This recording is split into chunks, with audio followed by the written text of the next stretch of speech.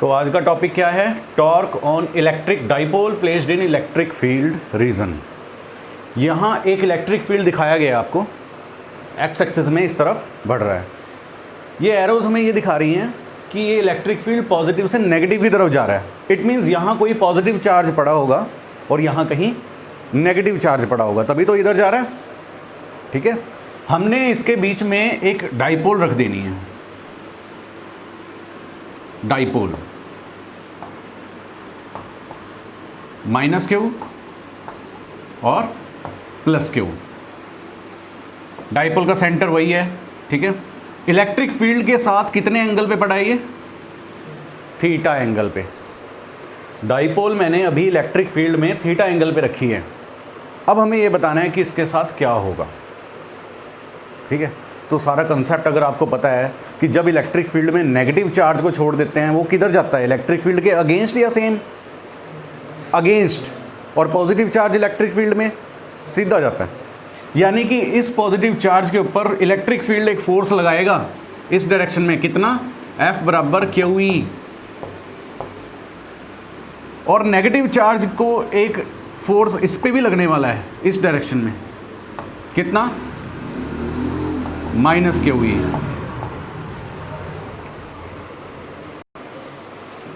तो electric field के अंदर हमने डाइपोल रखा है। ठीक है, और हम ये देखेंगे कि जैसे ही हम इलेक्ट्रिक फील्ड के अंदर डाइपोल रखेंगे इसके साथ क्या होने वाला है।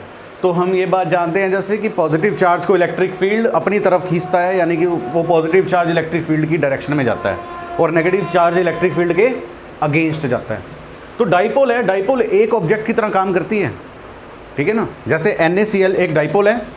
अगर मैं NaCl की बात करूं, Na पॉजिटिव Cl नेगेटिव, तो इन दोनों एटम्स के आपस में क्या हो रखा होता है? कॉन्टैक्ट। अगर हम एक को भी मूव करवाएंगे दोनों एक साथ मूव करेंगे, यानी कि अगर मैं इसको इस तरह से ऐसे हिट करूं तो ये पूरा घूमता हुआ जाएगा।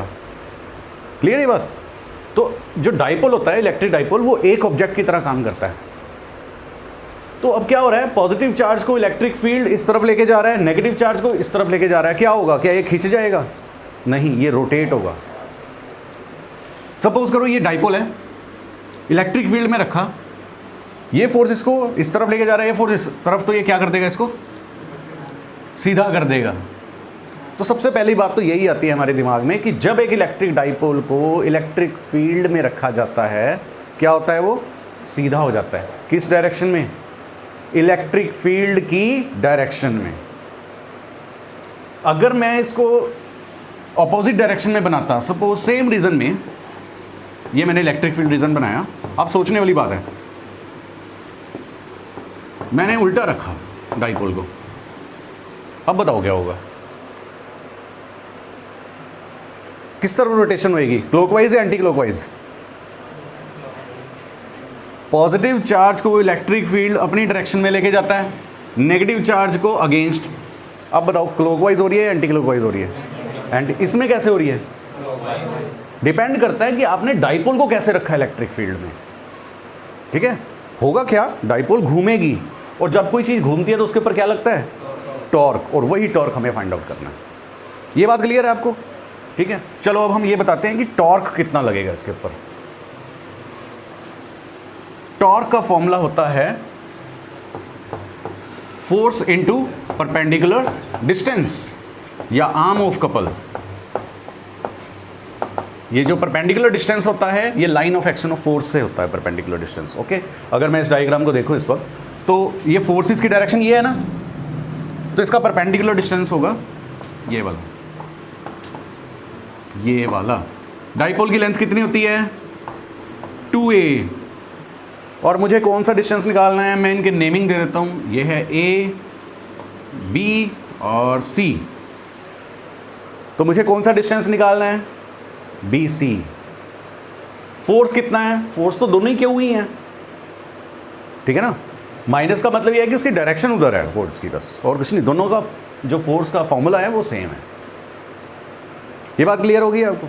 इट मीन्स अगर मैं टॉर्क के फोर्स की फॉर्मूले की बात करूं तो फोर्स का फॉर्मूला कितना आ जाएगा? QE into perpendicular distance. क्या आप लोग मुझे बता सकते हो इस वक्त BC कितना है? If this one is theta then this one is also theta. अब बताओ BC कितना है? Base, perpendicular, hypotenuse. Hypotenuse given है, परपेंडिकुलर निकालना है। परपेंडिकुलर होता है साइन, बेस होता है कॉस, अगर हाइपोटेन्यूज गिवन हो तो। हमें क्या निकालना है? परपेंडिकुलर। तो क्या होगा? साइन। कितना sine? 2a sine theta. That means जो ये परपेंडिकुलर डिस्टेंस आ रहा है ये कितना बन गया हमारे पास? 2a। Now tau is equal to QE multiply by 2a sine theta. यहाँ तक क्लियर सबको? Now Q multiply by 2a, Q multiply by 2a, dipole movement कितनी? P।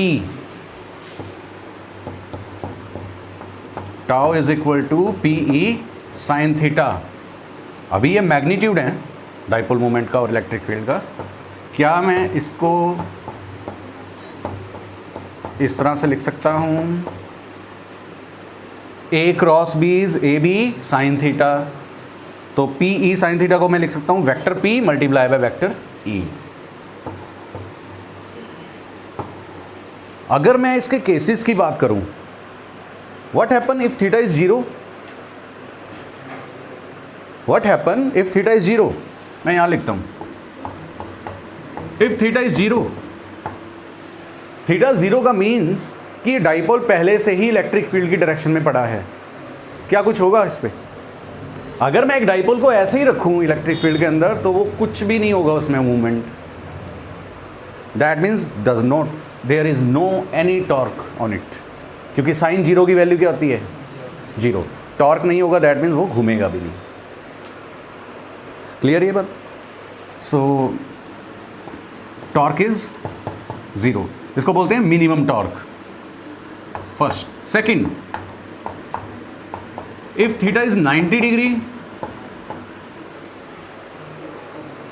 साइन 90 1, ठीक है, तो टॉर्क हमारे पास आएगा मैक्सिमम। यानी कि अगर मैं किसी डाइपोल को ऐसे रख रहा हूँ, अभी अगर ऐसे रखा है तो वो घूम जाएगा। थोड़ा सा और आगे जगह मैं इस तरह से रखूँ और तेज़ी से घूमेगा। अगर बिल्कुल 90 डिग्री पे रख दूं तो वो पूरी तेज़ी से घूमेगा। सबसे ज़्यादा टॉर्क कब आता है? 90 डिग्री में रखने पे। क्लियर है बात?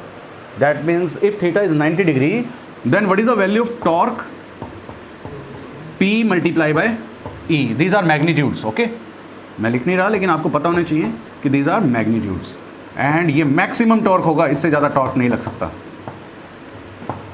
एक एंगल और लेते हैं, number 3, if theta is 180 degree, now what happen? Sine 180 क्या होता है? साइन 180 0, टॉर्क नहीं लगेगा। लेकिन मैं किस सिचुएशन की बात कर रहा हूं, जरा बोर्ड पे ध्यान देना। थीटा अभी कितना है? थीटा है जो भी। अगर मैं इसको 180 कर रहा हूं, दैट मीन्स ये ऐसे पड़ा है। ये इलेक्ट्रिक फील्ड में डाइपोल ऐसे ना होने की बजाय इस तरह पड़ा है, ठीक है। इसको हम बोलते हैं अनस्टेबल इक्विलिब्रियम। साइन 180 का मतलब कोई टॉर्क नहीं लग रहा, घूम नहीं रहा, ये ऐसे पड़ा है। लेकिन आप देख रहे हो पॉजिटिव चार्ज इधर आ गया है, नेगेटिव चार्ज इधर आ गया है, और इधर क्या पड़ा है? Positive charge. पॉजिटिव पॉजिटिव को क्या कर रहा है? रिपेल। यानी कि ये इस वक्त किस कंडीशन में पड़ा है? Unstable equilibrium. अगर तुमने गलती से इसको ऐसे भी टच कर दिया ना, ये एकदम घूम के सीधा हो जाएगा। ये समझ आया? जब थीटा 0 होता है इसको हम बोलते हैं स्टेबल इक्विलिब्रियम। स्टेबल इक्विलिब्रियम का मतलब अगर ऐसे पड़ा है, ठीक है, ऐसे ही पड़ा रहेगा, अगर तो इसको छेड़ेगा तो वापस अपनी जगह पे आ जाएगा। समझ गए इतनी बात? अगर मैं इसको 180 पे रखता हूं तो ये अभी 0 है, टॉर्क नहीं है इसमें, लेकिन कैसा है ये? Unstable equilibrium. So this one is unstable equilibrium. अगर आपने इसे छोड़ा मतलब छेड़ा तो एकदम क्या हो जाएगा? सीधा। किस डायरेक्शन में मूव करेगा? क्लॉकवाइज में। क्लियर है कंसेप्ट आपको पूरा? ओके, कोई डाउट तो नहीं है? इसके बाद नेक्स्ट टॉपिक पे चलते हैं हम, that is potential energy stored in dipole placed in electric field. ये नोट कर लो।